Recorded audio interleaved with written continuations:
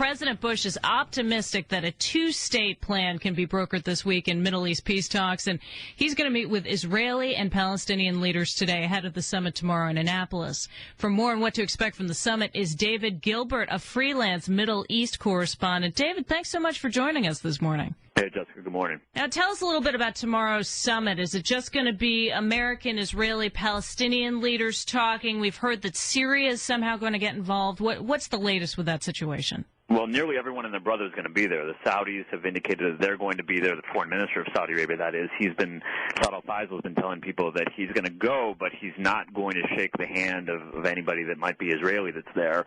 So there's a limited amount of hope there that this is going to sort of turn a new page in terms of relations between the Israelis and the rest of the Arab world. More than a dozen Arab countries are going to be there, but again, to the extent that the Saudis are not even willing to shake hands, many people in Israel, at least, are kind of scratching their heads and wondering what's going to be accomplished.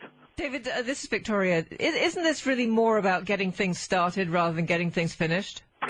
Victoria, that's definitely the way it's being spun around these parts. There was some hope that there would be some sort of a declaration that would be agreed to by the Arabs and the Israelis. In the end, it doesn't appear that that agreement is going to come to fruition. So folks, including the Bush administration, as well as the Israelis and the Palestinians, are simply trying to say that this is getting the ball rolling, getting into a final status agreement. However, we have to look at the leaders that are doing this. So Ehud Olmert, of course, the Prime Minister of Israel, is perhaps the weakest Prime Minister that Israel has ever seen. Many folks, analysts and the like in Israel, are pointing out that Mr. Olmert has a number of criminal investigations against him, and some folks are trying to say that he's putting this show on, as it were, as a way of rehabilitating himself. On the Palestinian side, of course, Mahmoud Abbas is also probably the weakest Palestinian leader that's ever been. He doesn't control Ramallah, let alone the rest of the West Bank. So a lot of folks are saying it's going to be a lot of talk, it's going to be a lot of good talk, but many folks are not exactly counting on this to bring in a new era of peace. Daniel Kurtzer is a former U.S. ambassador to Israel and Egypt, and he's thinking these talks are going to be pretty successful. I'm relatively optimistic, and I'll tell you why. First of all, I think that the expectations have been kept realistic and low enough that, and still the parties seem intending upon coming. Well, David, you are a freelance Middle East correspondent. You are on the ground there. So, what are the optimistic? What are the senses in your neck of the woods in terms of how optimistic people are in terms of this conference? Well, Danny Kurtzer did spend a lot of time here in Israel. He didn't spend a whole lot of time in the West Bank and in Gaza, as I've been spending time. And I was just actually looking at a poll that a leading Palestinian pollster put out ahead of the summit, and he showed that 68% of Palestinians are still holding on to what's called the right of return. And the right of return, of course, means flooding Israel with millions of Palestinian refugees, turning Israel into effectively an Arab state. So to the extent that those opinions are continue to be held very strongly amongst Palestinians in the West Bank and Gaza, it's not likely that any Israeli leader is going to be willing to allow for the right of return, because it basically means suicide for the Jewish state.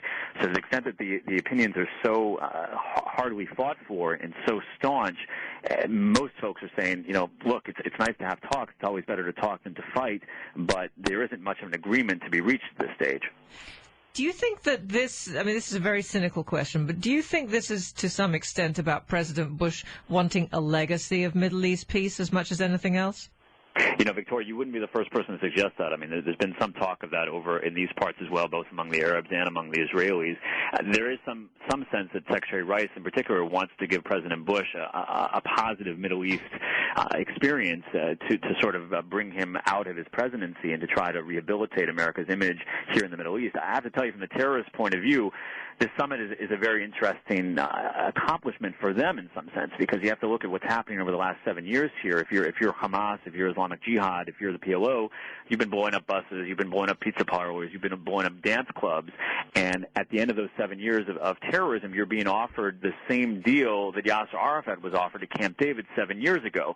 So many of the terrorists are simply licking their wounds and saying, look, they're feeling emboldened. They're feeling like their violence was what brought this summit to being and what's bringing Israel to capitulate. So in some sense, it really reinforces the notion that many of the Arab terrorist groups have, that Israel only understands force, and it's force that will give them what they want in the end. Well, David, Condoleezza Rice has made 8 trips to the Middle East so far this year. Why do we think that at this point we can get more optimistic? I mean, has she really primed the pump in any particular way that you think is going to be we're going to see some success here? Secretary Rice has certainly made quite a lot of trips here, and she's definitely been pumping up Mahmoud Abbas, who, of course, is the PLO chairman. Mr. Abbas is perhaps well-meaning. That's at least what the Israelis want to say about him. In the end of the day, he hasn't taken action on the ground in terms of dismantling the terrorist infrastructure, which has really blossomed over the last 7 to 15 years, ever since Mr. Arafat came back into the West Bank back in 1994. And many folks don't believe that Mr. Abbas has the power to do that. He may have the desire to do that, but he certainly doesn't have the forces and doesn't have the wherewithal to pull it off. So most folks are saying, look, it's possible to sign a piece of paper. It's possible to come up with some sort of way around the right of return, which is, I don't know if that's true, but that's what folks say. But even if you have this piece of paper, at the end of the day, who's going to implement the piece of paper? And I happen to be sitting here in Jerusalem, and I'm only a stone's throw away from where the Palestinian state the capital would be. And I can tell you that if Israel's experience pulling out of Gaza is similar to the experience of pulling out of the West Bank, in Gaza, around Gaza today, if you live within a few miles of Gaza, you're getting rockets and mortars fired at you on a daily basis.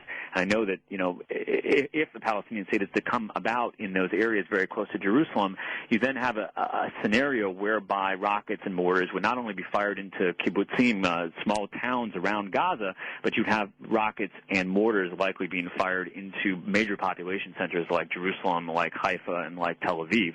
And certainly many Israelis are a little hot under the collar when they think about that prospect.